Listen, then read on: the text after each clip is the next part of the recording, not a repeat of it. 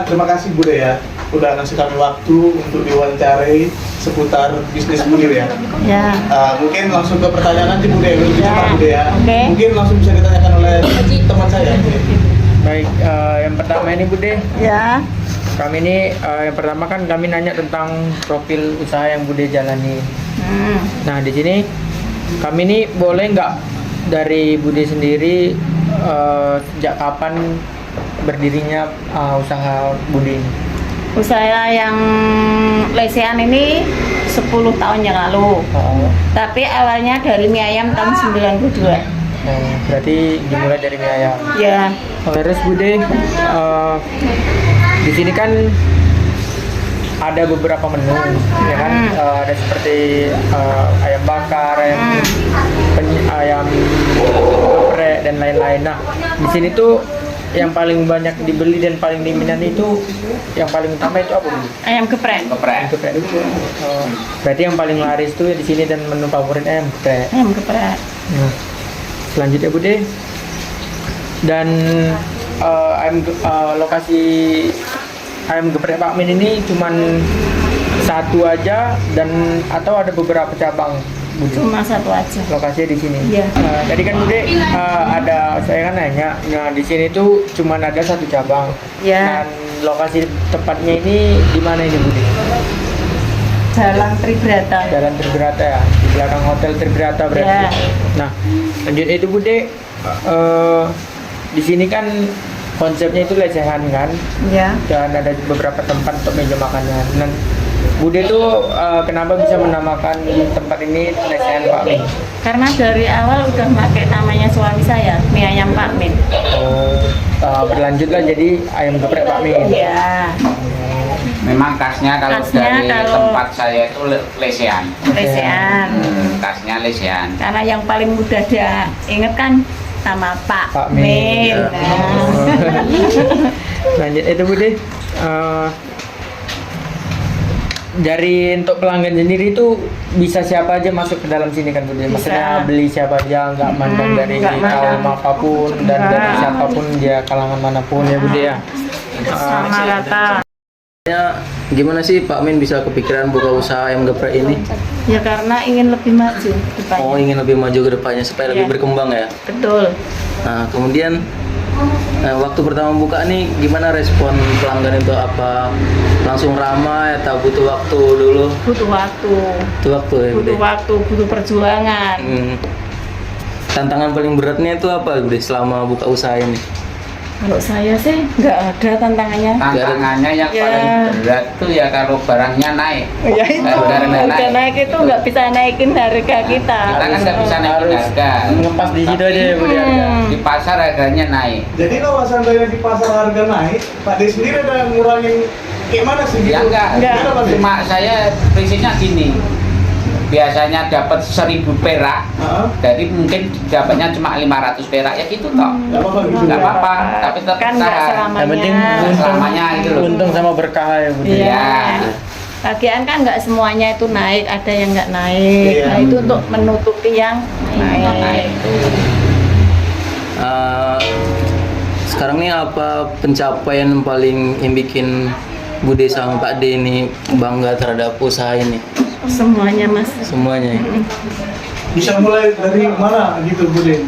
Yang paling bikin saya bangga ya, ibaratnya dulu mau makan pakai telur aja susah, sedangkan sekarang mau makan pakai apa aja bisa. Nah itu bangganya di situ. Yang jelas cukup lah. Terus apa yang Bude ingin itu alhamdulillah sudah tercapai, walaupun itu Satu-satu ya. Pelan-pelan ya. Alhamdulillah.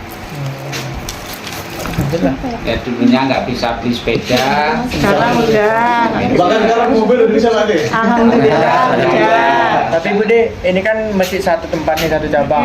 Dan Bude sendiri sama Bapak sendiri ada rencana nggak untuk mengembangkan ke cabang satu gitu? Sebenarnya itu Dulu sudah mas. sudah mas, tapi karena yang nangani nggak ada dan yang masak itu cuma Bude sama Bude, nggak ada yang bisa diandalin. Nah kalau dipindah tangan itu kan belum tentu rasanya sama. Kajiannya sama ya? Nah ya itu ada kepinginan Cuman nyabar takut lagi nggak sesuai dengan yang di sini ya. ada.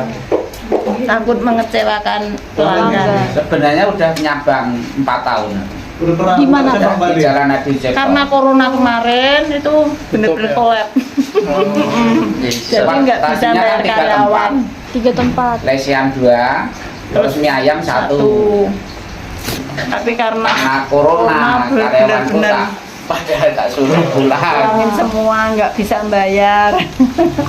Baik, lanjut ke pertanyaan Lanjut lagi Bu De ya. Ya, mau nanyain tentang proses produksi sama cara pemasarannya Bude. Di sini boleh nggak Bude dijelasin cara pembuatannya dari ayam geprek itu sendiri? Adakah yang khas atau enggak kayak Enggak, rahasia? maksudnya kayak yang simpelnya aja lah Simpelnya Bude gitu, nggak mesti dari bawah tapi simpelnya aja. Gitu. Prosesnya, cara membuat Cara dagingnya, Iya, ya. cara bikin. Karena Bude itu simple semua ya, karena bumbu juga nggak pernah Bude itu beli yang sasetan, jadi semuanya itu Racian bikinan sendiri. racian Racian sendiri. Jadi cuman tepung, Tepung, sambel, kanji, ayam, kayak ayam itu langsung digoreng ya Bude. Iya, Habis itu jadi nggak digeprek ada. lah cabai ya. Ya, jadi nggak ada yang Nggak ada tambahan-tambahan nggak. lain. Semuanya itu emang racian sendiri. Berarti yang membantu di dapur tuh berapa orang ya Bude kira-kira? Kita Sama berdua. Bapak. Oh, berdua aja. Iya. Dua berarti ya? Oh, Iya. Berarti untuk racikan Budi berdua, Iya. atau yang melayani ada 2 juga di sini. Iya. Iya. Terus untuk ada nggak Bude standar khusus untuk menjaga rasa dan kualitasnya? Kan tadi ada yang kayak harganya tiba-tiba naik, itu ada dikurangin atau Enggak, sama aja? tetap Enggak, sama. Tetap Pak De, walaupun Tetap. untung atau Tetap, rugi ya, tetap ya, juga. tetap nggak pernah ada yang aku kurangi. Kualitasnya harusnya di Yang situ. penting kualitas pelanggan Pak De ya. Tuh. Jadi menjaga jangan sampai orang itu beli kecewa. Iya, Kualitas. pertanyaan Bu De. Kualitas nomor 1. Lanjut ya Bude. Iya. Cara promosi lesen Pak Mini biasanya gimana Bude? Dari mulut ke mulut atau lewat sosmed gitu? Kalau saya dari apa ya namanya, orang beli nanti ngasih tahu sana loh kayak gitu, cuma Oh, dari iya. mulut ke mulut. Nah, dari mulut ke mulut. Hmm. Kalau dulu kan Bude memang belum mengenal yang namanya medsos. Iya. Jadi ya cuma dari mulut ke mulut. Apalagi dulu belum ada media sosial yang Iya. Lesen Pak Mini udah terdaftar di layanan pesanan antar online belum Bude? Kayak GrabFood sama ShopeeFood gitu? Udah. Berarti kayak di online kayak Shopee gitu udah ada Bu De? Udah. Tapi karena kalau apa jam makan siang memang Bude matiin. Oh dimatiin. Iya, karena takut Dalam hati lah, belasan ya, kasihan Bu, ya. drivernya nanti dimarah-marah. Iya sih Bu De. Ini ada Bude, kegiatan kunci suksesnya Bude. Menurut Bude ini apa sih rahasia lesen Pak Mini biar tetap Iya. ramai dari pelanggan Kalau yang boleh datang? dikasih tahu Bu De. Ya, satu menjaga kualitas makanannya, Oke. citra rasanya jangan dirubah-rubah. 2, cara melayani customer harus kita walaupun ada masalah apapun itu harus bermood dengan pelanggan. Oh. Gitu Bu De ya. Lanjut lagi Bu De ya. Ya, Kira-kira Bu De nilai-nilai yang dipegang sama Pak De sama Bu De selama buka warung Pak Ben ini apa gitu Bu De? Maksudnya kayak nilai secara agama atau sosial gitu ada nggak Bu De? Bismillah aja. Soalnya nggak Pak De ya? Nggak ada situ. walaupun kadang bolong-bolong karena waktunya bener-bener Yang penting Yang percaya jelas, sama yang di atas. Kalau sholat tuh kadang nggak bisa tepat waktu karena saya gini kan melayani juga toh. Pertanyaan Kadang berikut. bisa tepat waktu, kadang nggak. Oke Pak De. Satu orang. Lagi Pak De ya. Satu orang lagi.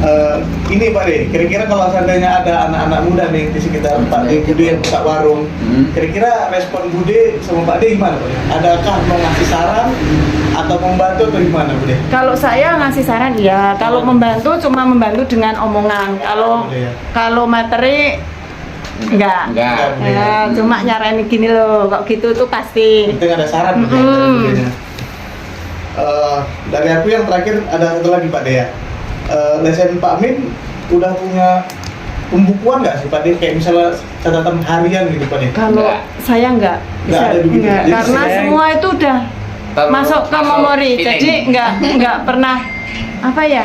Aku segini tuh harus segini tuh udah Contohnya pasti. gini Bude, Mas Pak, di kan contohnya kita tuh misalnya belanja tuh pengeluaran itu berapa kan dicatat tuh? Enggak. Enggak ya? Berarti Enggak. udah di luar kepala semua. Iya, Jadi kalau untung dan rugi dalam satu hari juga nggak dicatat Pak? Enggak. Nggak juga ya? Yang Enggak penting pernah. jalan buka Penting jalan. Bismillah aja, nanti kalau Istilahnya kalau kan udah kalau- ngasih rezeki nggak mungkin apa lah ya? enggak. Yang penting kita usaha. Kalau kayak gini kan sudah bisa kehitung. Udah bisa dihitung.